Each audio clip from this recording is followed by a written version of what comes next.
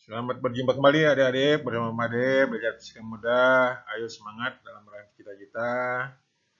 Assalamualaikum warahmatullahi wabarakatuh. Salam sejahtera untuk kita semua. Swastiastu, Namo Buddhaya, salam kebajikan.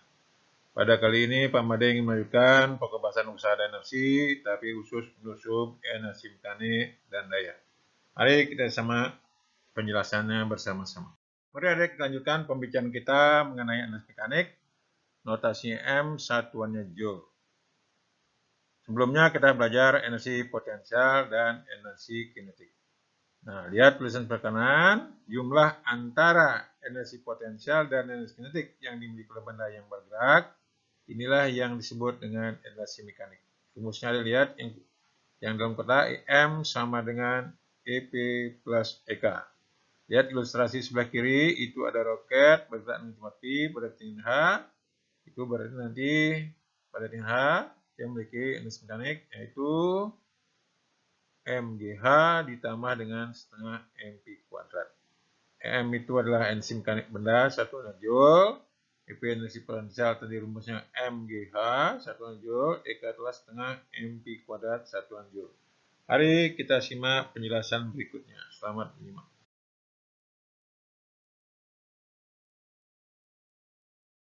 Mari adik, sebelum ke contoh soal, kita lihat materi berikutnya yaitu hukum kekekalan energi mekanik. Sebelumnya tadi sudah saya katakan, besar energi mekanik itu besarnya tetap. Jadi bisa lihat ilustrasi sebelah kiri, itu ada roket. Mula-mula pada ketinggian H1, bergerak dengan kecepatan V1. Bergerak, lanjut ke ketinggian H2. Kecepatannya V2.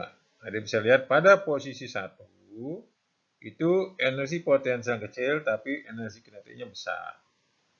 Pada posisi 2, energi kinetiknya berkurang, energi potensialnya berambah. Tetapi energi mekanik besarnya tetap. Ada lihat yang biru kiri, EM1 sama dengan EM2.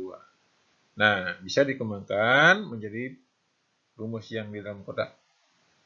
Yang besar, jadi EP1 ditambah EK1 sama dengan EP2 ditambah EK2. Nah, itu nanti bisa disederhanakan menjadi MGH1 ditambah setengah MP1 kuadrat sama dengan MGH2 ditambah setengah MP2 kuadrat. EP1 adalah energi potensial di posisi 1, EP2 energi potensial di posisi 2, EK1 energi kinetik di posisi 1, EK2 energi potensial di posisi 2. Ingat bahwa energi mekanik yang dimiliki oleh benda bersih tetap asalkan tidak ada gaya luar yang bekerja. Ingat adik-adik, nanti kalau ada soal-soal berhubungan dengan posisi benda berubah dari ketinggian 1 ke ketinggian 2, maka lebih baik digunakan yaitu persamaan energi mekanik. Mari kita lihat contoh soal berikutnya. Selamat menyimak. Mari adik kita lanjutkan untuk melihat contoh soal berikut untuk meningkatkan pemahaman tentang energi mekanik dan hukum kekekalan energi mekanik. Kita lihat data yang ada, sebuah batu bermasa 1 gram dilempar vertikal ke atas dengan kecepatan awal 20 meter per sekon. Hitung energi mekanik, energi potensial, dan energi kinetik benda saat berada di ketinggian 5 meter. Nah, diketahui M1 1 gram, I1-nya 20 meter per sekon, H1-nya 0 karena dari permukaan bumi. H2-nya 5 meter. Ditanyakan M berapa, EK2 berapa, EP2 berapa. Kita jawab, nah, sesuai dengan hukum kekekalan mekanik yaitu EM1 sama dengan EP1 tambah EK1. Karena dari permukaan bumi, maka EP1-nya 0. Dimasukkan 0 ditambah setengah MP1 kuadrat. Masuk angkanya, setengah kali 1 kali 20 kuadrat, yaitu setengah kali 400, hasilnya 200 Joule. Nah, sesuai dengan hukum energi, maka energi mekanik 2 sama dengan energi 1. Berarti sama dengan 200 Joule. Nah, bisa kita cari energi potensial pada posisi 2, EP2, sama dengan M kali G kali H2. Masuk angkanya? 1 kali 10 kali 5 hasilnya 50 Joule. Nah, untuk memperoleh energi kinetik posisi 2, ingat tadi energi kinetik yaitu besarnya tetap. Sehingga EM1 sama dengan M2. Sehingga EK2 sama dengan M2 min EP2, yaitu 200 kurang 50. Hasilnya 150 Joule. Jadi begitu adik-adik, tidak sulit. Mari kita lihat contoh soal berikutnya. Selamat menyimak. Mari adik-adik kita tinggalkan paham kita tentang permasalahan yang tadi. Adik lihat soal yang sebelah kiri. Sebuah bola yang masanya 2 kg jatuh bebas dari posisi A seperti pada gambar. A itu tingginya 90 meter. Lihat di bawahnya, ketika sampai di titik B, besar titik sama dengan 2 kali energi potensial. Ditanyakan berapa tinggi B dari tanah. G-nya 10 meter per sekon kuadrat. Kita lihat yang sebelah kanan jawabannya. Nah, ingat tadi energi mekanik itu besarnya tetap. Nah, karena di sini ada kata-kata jatuh bebas, itu berarti EKA-nya sama dengan 0, karena kecepatannya 0. Sehingga bisa dilihat situ di B besar energi kinetik sama dengan 2 kali energi potensial. Jadi E kali B sama dengan 2 EPB. HA-nya 90 meter, HB-nya berapa? Sesuai dengan konsep hukum mekanik, maka EKA ditambah EPA sama dengan EKB ditambah EPB. Nah, karena jatuh bebas tadi, maka EKA-nya sama dengan 0. Nah, ini kinetik bola di B merupakan perubahan energi potensial dari titik A ke titik B. Jadi di situ EKB sama dengan delta EP. Dikembangkan dari energi mekanik. Jadi 2 EPB sama dengan EPA min EPB. Masukkan 3 EPB sama dengan EPA. Masukkan 3 MGHB sama dengan MGHA. Coret MG-nya.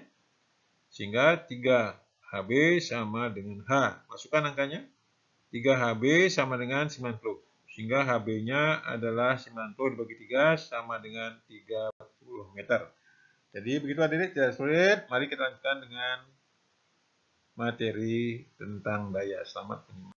Oke adik-adik, kita lanjutkan materi yang terakhir yaitu daya. Notasinya P, satuannya Joule per sekon sama dengan watt. Daya itu usaha yang dilakukan oleh benda setiap sekon atau sering disebut dengan laju energi. Tadi sudah kita belajar usaha, maka di sini ada lihat rumus yang hitam. Daya itu P sama dengan W per T. Di mana P itu adalah daya satuannya Joule per sekon sama dengan watt.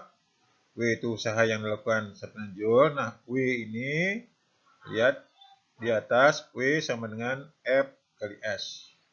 W juga sama dengan delta EP. W juga sama dengan delta EK. T itu waktu satuannya sekon. Kita lihat contoh soal. Rianto yang bermassa 50 kg menaiki tangga ke lantai 3 setinggi 12 meter selama 0,5 menit. Berapakah daya yang dilakukan Rianto? Nah, dari data yang ada, M 50 kg, hanya 12 meter, T-nya 0,5 menit, jadikan sekon, 30 sekon. Ingat, begitu mulai satuan dalam satu sistem, ditanya dayanya berapa, jawab P sama dengan W per T. Dalam hal ini, W-nya adalah perubahan energi potensial, yaitu MGH per T. Maksud angkanya P sama dengan 50 kali 10 kali 12 per 30. Hasilnya adalah 200 watt. Itu adik-adik, mari kita lihat contoh soal berikutnya. Selamat menyimak. Mari adik-adik kita lihat soal berikut yang meningkat tingkat kesulitannya. Kita lihat data yang ada, sebuah benda bermassa 2 kg. Mula-mula bergerak dengan kecepatan 72 km per jam. Setelah bergerak sejauh 400 meter, kecepatan benda menjadi 144 km per jam. Berapa besar daya yang dilakukan benda selama dipercepat? G-nya 10 meter per sekon kuadrat. Pembahasan. Diketahui M-nya 2 kg. Ingat, itu mulai satuan dalam satu sistem. P0 72 km per jam. Itu dijadikan meter per sekon, yaitu menjadi 20 meter per sekon. Pi-nya 144 km per jam. Ingat, dikalikan 1000 dibagi 3600. Atau bisa juga 144 kali 10 bagi 36. Hasilnya adalah 40 meter per sekon. S-nya 400 meter. Jawab. Usia total benda tersebut merupakan besar perubahan energi kinetiknya. Jadi W sama dengan delta EK setengah MP kuadrat min P0 kuadrat. Masuk angkanya? Setengah kali 2 kali 40 kuadrat kurang 20 kuadrat. Hasilnya yaitu 1600 kurang 400. Hasilnya 1200 joule. Nah, di sini T-nya belum ada. Kita cari dulu A-nya. Dari gerak lurus, yaitu A sama dengan P kuadrat min P0 kuadrat per 2S, sesuai dengan data yang ada. Masuk angkanya?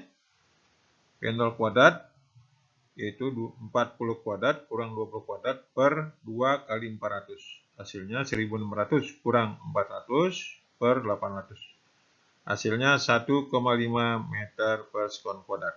Nah, untuk mendapatkan waktu, karena tanyakan daya, bisa kita cari dari rumus yang baris kedua dari bawah, Pi sama dengan P0 plus AT. Masuk angkanya 40 sama dengan 20 plus 1,5 T. Sehingga T-nya sama dengan, geser angkanya, jadi 20 per 1,5 sekon.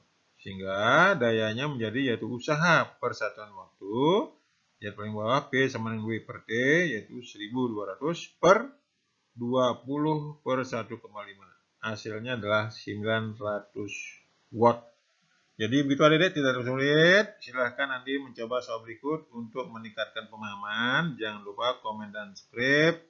Sampai jumpa pada materi berikutnya. Sampai jumpa.